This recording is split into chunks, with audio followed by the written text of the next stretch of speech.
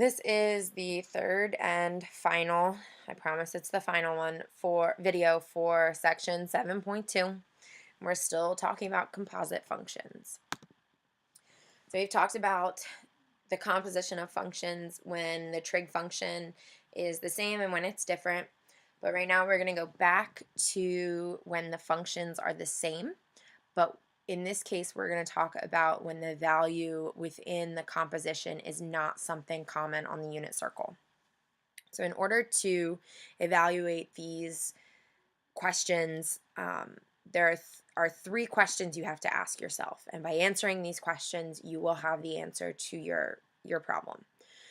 So you have to ask yourself what quadrant you're in, how far from the x-axis are you, and where do you need to flip to. So the first question, what quadrant you're in, pretty self-explanatory. You guys know how to label the quadrants and identify quadrants.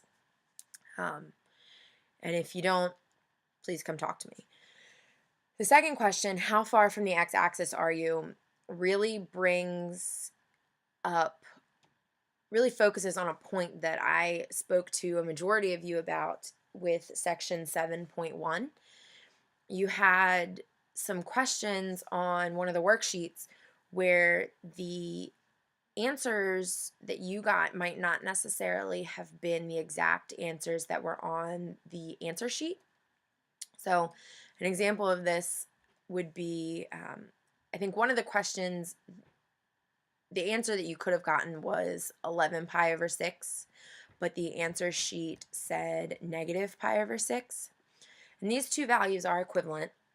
Okay, if you look on the unit circle, to get to 11 pi over 6, we have to go all the way around and right around in there. That's 11 pi over 6, okay? Now negative pi over 6, we're just rotating down pi over 6, and we get to the same exact place, right?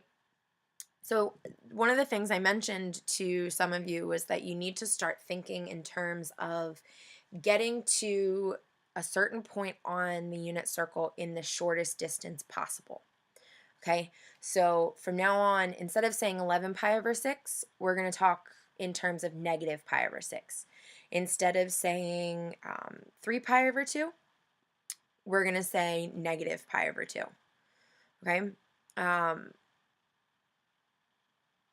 so in certain situations, that's how we're going to think of that. Now, if the value that the question was asking you about was, let's say it was 5 pi over 6. Well, 5 pi over 6 on the unit circle, we're going to be right about there. Okay, so that'd be about 5 pi over 6. But I need to know the distance from the x-axis. How far away from the x-axis am I? Well, if I start here at the x-axis and I go up, I'm only going up pi over 6.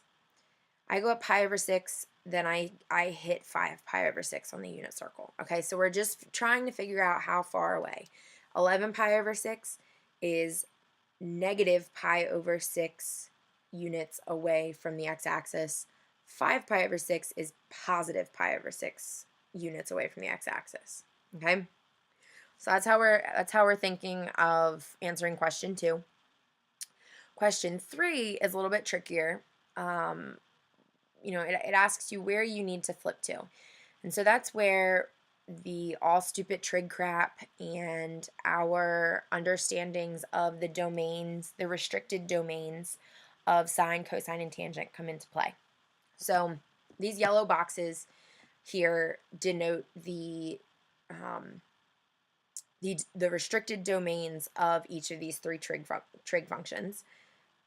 So think of this as we have 0, pi over 2, pi, and I'm going to write this as negative pi over 2, because when we talk about the restricted domain of sine, we denote that as negative pi over 2 to pi over 2. And the purpose of that is exactly what I just talked about in regards to question 2. How far away from the x-axis are you? Well, it's closer to rotate from 0 in a negative pi over 2 angle than it is to go all the way around the unit circle 3 pi over 2 units, or 3 pi over 2 radians, excuse me.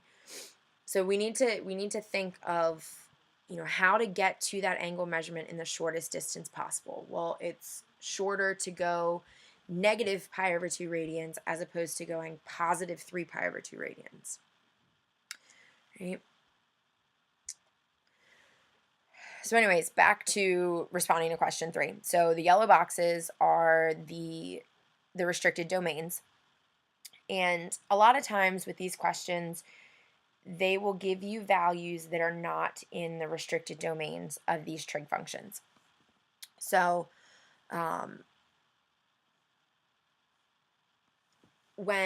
let's say if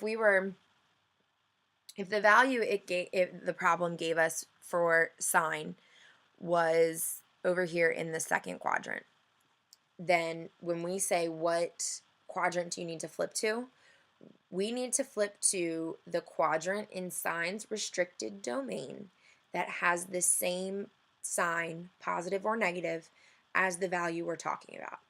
So if I'm looking over here and let's say this angle measurement is 4 pi over 5, then this value, the ordered pair for this value, is going to have a positive y value. It's going to have a positive sine value. So I need to flip to whatever quadrant in sine's domain will also have positive y values. Well, that's where these positive and negative signs come in. So this value would actually flip from the second quadrant over to the first quadrant. Okay? With cosine, if our angle measurement was down here in the third quadrant, we would flip up to the second quadrant because the negative signs are going to be the same. With tangent, if we're talking about a positive tangent value that's down here in the third quadrant, we're going to flip diagonally up to the first quadrant. Okay? So, just to make that a little bit clearer, oops, go back. All right, just to make that a little bit clearer, all I'm going to do is draw some arrows. So if we're in the second quadrant for sine, we're going to flip to the first. If we're in the third, we're flipping to the fourth. For cosine, if we're in the third, we're going to flip to the second. If we're in the fourth, we're flipping up to the first.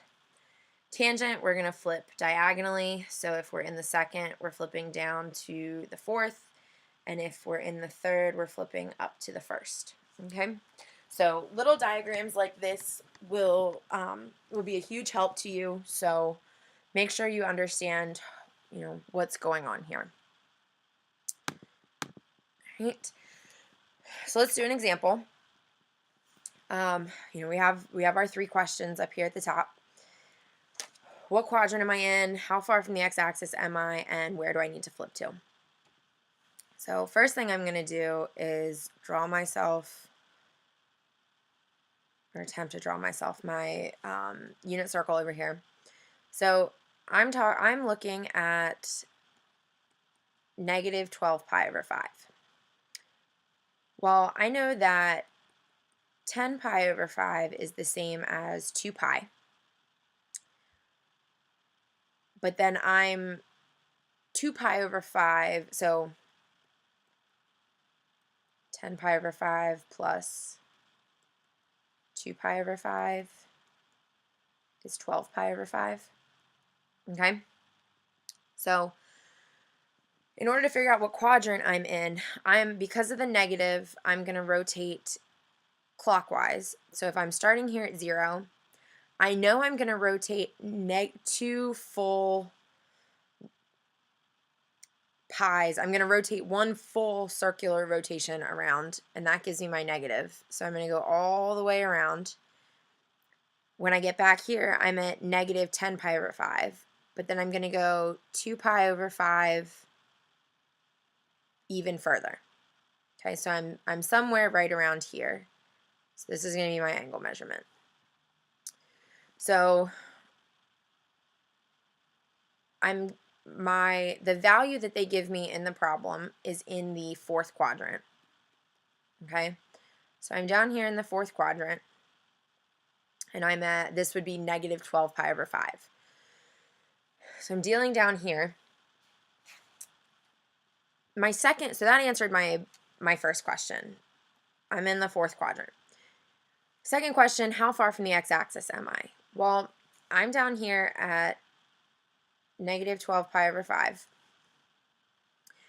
But from 0 to this part right here is actually only 2 pi. It has a distance of 2 pi over 5. Okay, so I'm actually going to write this as negative 2 pi over 5. So that answers the second question. So how far from the x-axis are you? Well, I'm negative 2 pi over 5 radians. And now my third question is, where do I need to flip to? Well, I'm talking about cosine. Cosine's domain, when it's restricted, has us only looking in the first and second quadrants. Cosine is positive in the first quadrant and negative in the second.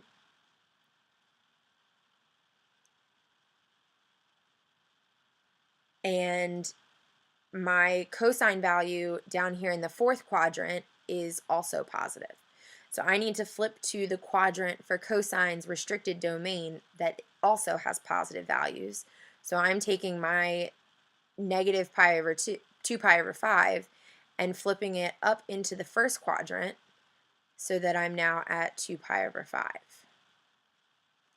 Okay, so that right there is my answer. So the arc cosine of negative 12 pi over 5 equals 2 pi over 5. So I figured out what quadrant I was in, I figured out how far away from the x-axis I was, and I flipped it into the new quadrant, and where that angle flipped into the new quadrant is my answer. Okay? 2 pi over 5 is my answer. Your Quizle questions for this video. The third question in this process asks, when we're solving these types of problems, where do we need to flip to? So what is the purpose of flipping the angle we are given into a new quadrant? Why do we do that? And then I want you to evaluate these two expressions down here. And then finally, I created a little summary chart of 7.2 and how to solve these different composition of function problems. So we have when the trig functions are the same, and underneath that umbrella when the arc is on the outside or when it's on the inside, and then here's basic steps of what to do or what to ask yourself. And then we have when the trig functions are different, when the arc is on the outside or the inside, and then how to go about that. Okay, so go ahead and answer your Quizle questions and make sure that you come in with some questions for me in class tomorrow.